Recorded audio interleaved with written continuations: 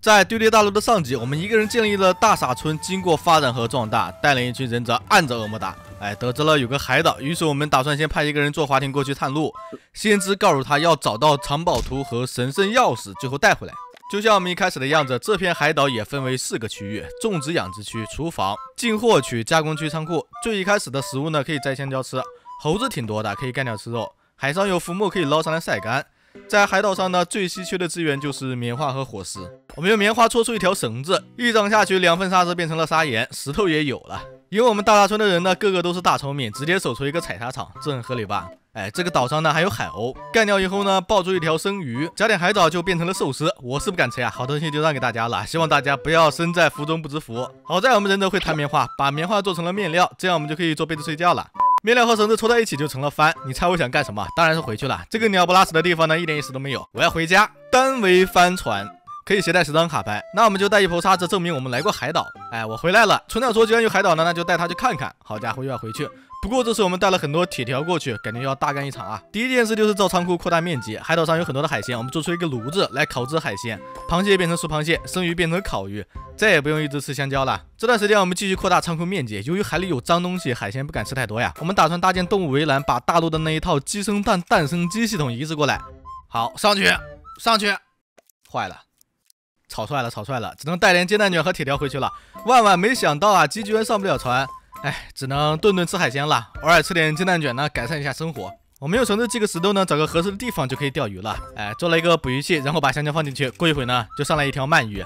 我们过来杀个鱼吃啊！这生鱼应该是生鱼片吧？一半放回捕鱼器，另一半上炉子烤了。好，我们已经摸清楚致富之路了。生鱼片放进捕鱼器里，变成了鱼，杀鱼后呢变成生鱼片，再放进捕鱼器里面，多出来的鱼片呢上炉子做烤鱼。现在只需要扩大规模就行了。我们先出一个冶炼厂，干什么呢？烧玻璃。我们打算用一些玻璃和铁条呢做一个养鱼缸来养活鱼。我们发现呢杀鱼后变成鱼片呢在海岛上很容易变质，养起来的活鱼就不会了。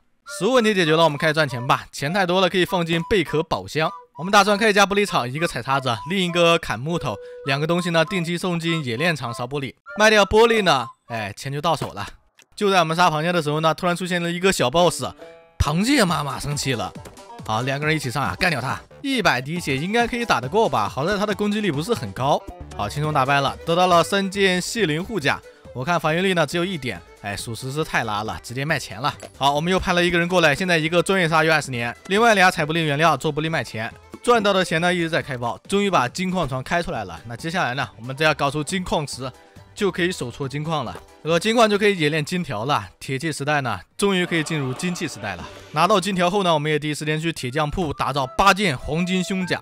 防御力为3呐，非常的高，得想办法把这些胸甲带回村子里。另一个好消息呢，在岛上的一个洞穴里发现了藏宝图。此外呢，得到了神圣钥匙的合成表，直接冶炼厂做出来了。我们带着东西全员回村子里了。下掉2个人后呢，带着村子里面剩下的人去拿黄金胸甲，它是3点防御力。我们用铁条打造的链式护甲呢，只有2点，也就是别人如果打我们3点以下伤害呢，那就能全部防住。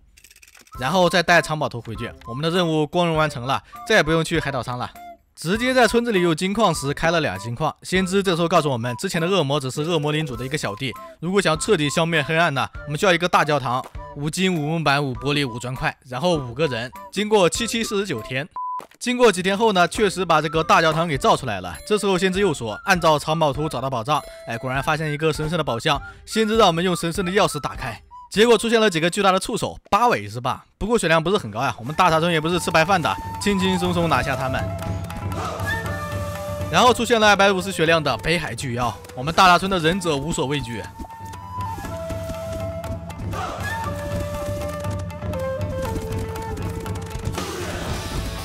经过几天的厮杀呢，终于赢得了战斗，掉了一件北海巨妖齿斧。好东西当然要上交村长了。先知又说，把北海巨妖珍藏7年的导致神器放进大教堂里，传说这样就可以召唤出恶魔领主。哇，恶魔领主的血量666啊！好，生死决战了。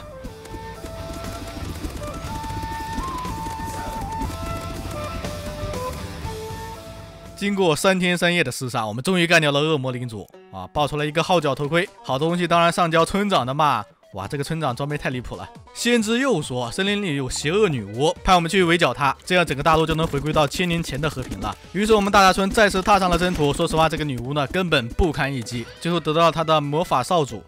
当然要收给我们村的魔法师了。就这样，我们从踏上这片大陆呢，经过110个月，打败了1000年来的螃蟹妈妈、北海巨妖、森林女巫、恶魔领主，让这片大陆重新回归了和平。最后呢，我们把东西都卖了，关闭了大傻村。感谢大家的陪伴，我们就此告别吧。屏幕前的钱呢，都送给大家，来拿吧。